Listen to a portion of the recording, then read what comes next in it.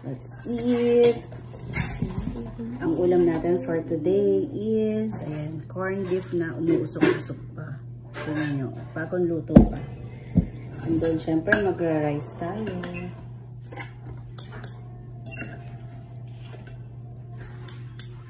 Ayan, thank you Lord. Let's eat.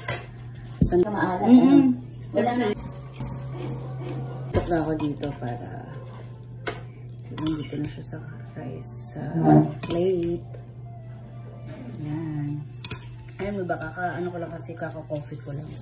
So, konti lang muna kakainin natin. Let's go. Ano po? Can you, ano? First bite. Di, okay na.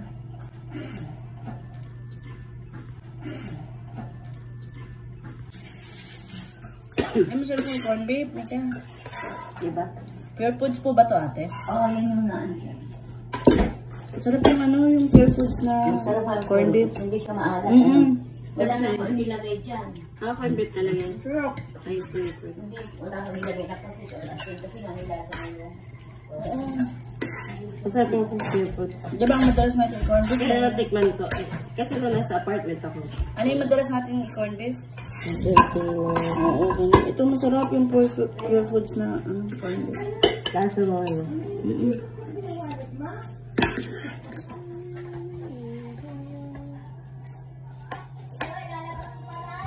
Sarap. Hindi siya maalat na. No? So, sarap yung corned beef. Mami.